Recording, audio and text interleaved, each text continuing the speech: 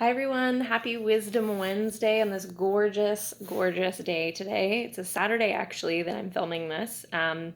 Sadly, I'm not out in that. It's my moon today, so I've been taking it easy and hence I've had some time to contemplate on today's topic. So today I wanted to talk about letting go and what that means for me.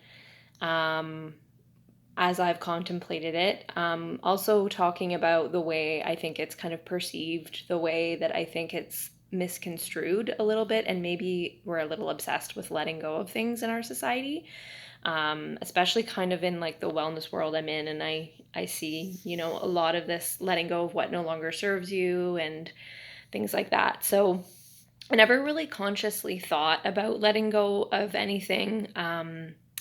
Until I started attending a lot of women's circles and not even that, but also attuning my own like inner rhythm to the moon and the cycles of the moon. So the dark moon being like the beginning, the new moon being dark new moon being the beginning of our cycle, and then the full moon being the end of that cycle, and the new moon being associated with bringing in something to your cycle, and the full moon being associated with letting go.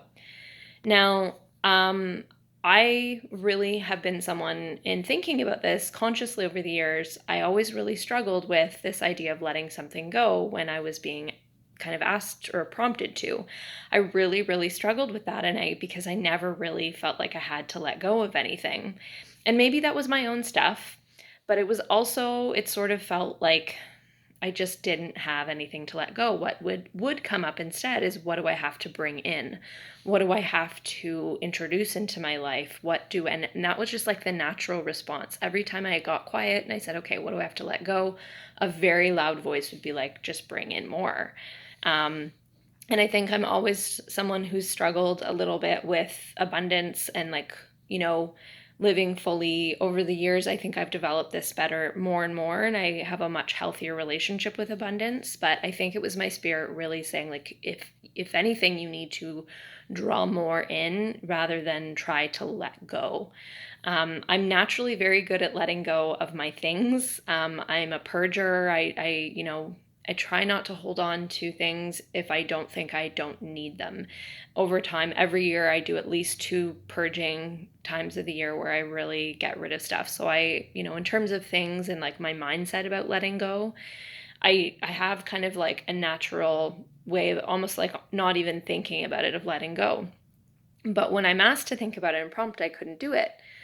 So now, what's come up in the last week is I wanted to this is almost a continuation of that gallbladder cleanse video, because in doing that gallbladder cleanse, I've also noticed some emotional things happening as well, which are very, very powerful and kind of vulnerable to talk about. But I think it's important to talk about because it's just yet another example of how working with plant-based medicine to heal our organs and heal our bodies can do deeper things than just physical. So what I started noticing about halfway through last week, maybe around Wednesday or Thursday, I noticed that I just started to really become keenly aware and very awake to some of my patterns of holding on to negative emotions and toxic emotions that weren't serving me.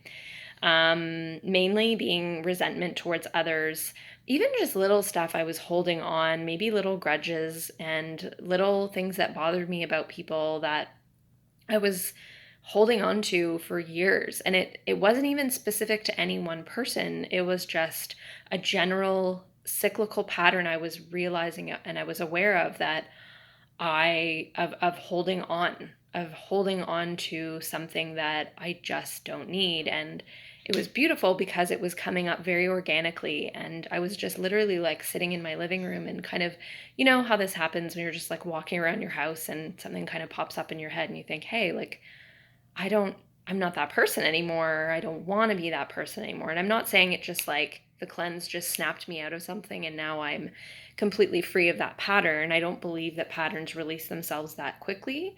But the fact that I'm aware of it and I'm awake to it in a way that I've never been before is very powerful.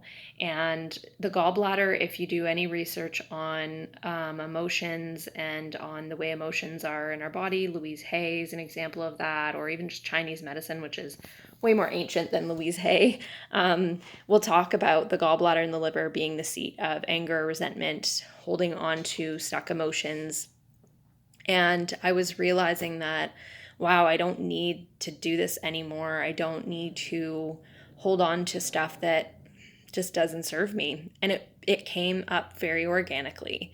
And that's what I love about it. And that's what I love about letting go, is that I will let go when I'm ready, and I will let go when it's organic and natural to me. And it may not happen every month, but I have a much stronger and clearer sense of what it means to let go, because it's organic, and it's raw, and it's very humbling, and it's very real. And I also wanted to talk about this other aspect of letting go that I often see, and hear people talk about when they talk about letting go of like a relationship, or maybe they had a conflict with someone and they say, well, this person is said some really awful things to me or did some awful things, and I'm just letting go of what no longer serves me.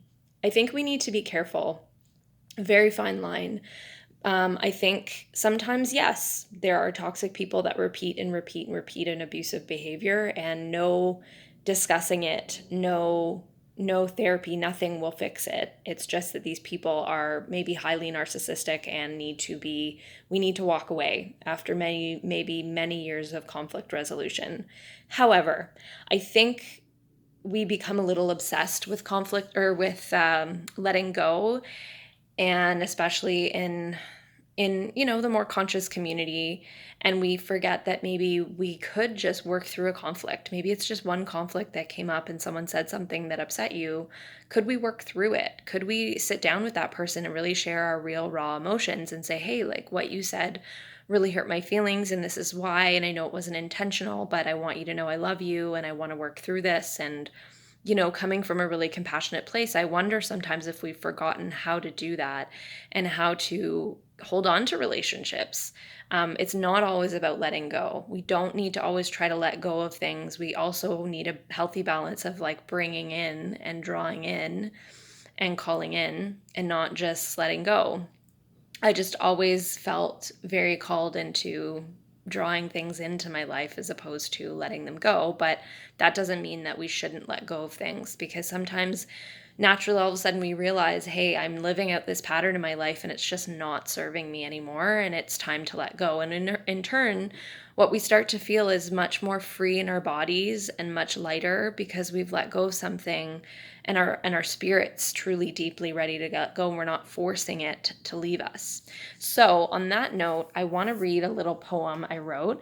I'm just going to grab it here, all about this process that came up this week from the gallbladder cleanse. And maybe it'll inspire you to think about something that maybe a pattern you're not aware of. And if don't try, maybe it won't inspire you. Maybe it won't, I'm not saying like now go let go after you read this poem, but, maybe it'll just be something to contemplate. May your letting go be organic, fluid, and soft. May it come from your gut, raw, humble, and real. May it be awakened in you as the newest version of yourself that just can't hold on any longer. Just like a bud slowly evolves into a blossom, a caterpillar sheds its cocoon, and a baby bird flies from its nest. May that which no longer serves you right now peel off of you slowly and effortlessly. May letting go be a realization that happens naturally over time, and a slow shedding of old ways and patterns of thinking and doing. May it be spontaneous, yet deeply rooted in desire to live a lighter and freer existence. And that's exactly the embodiment of what I'm feeling in terms of letting go. And it is embodied. And I think we want to remember, if we're going to let go of something, continuing from that last video I put out, can we embody it first? Can we really feel what it needs to let go? Is it something that's coming up that is starving for our attention? Sure, work on letting it go. Otherwise, maybe just be with it. And also remember that something will let go of you when it's ready. You don't need to make so much effort to shed something, but when something's ready to leave, it'll leave. And I've always been a believer in that. I've never really tried to force anything to leave me until it's truly, truly ready. And I think we can think of, the things that want to leave us are sometimes the ego, right? The ego that is like a little child that's maybe not ready to let go. And when we say, hey, it's time for you to leave, you no longer serve me, without maybe listening to what it has to say, we could upset that little child inside of us. So it's really important to kind of be with those feelings and emotions and listen to them first and say, okay, maybe you need to hold on for a little bit longer, but just so you know, I'm here for you and I'm here whenever you need to talk it out. And then whenever you're ready, you can flee the nest, And I think that's a really nice way and a different way of looking at letting go, as opposed to maybe something that's forced every month or something that's forced unnaturally, when it's not wanting to come up in a natural way. So I'd love to know what you think. That's my thoughts on letting go on this beautiful spring day as we start to shed our winter skin. And I wish you a beautiful week, and we'll talk to you next time.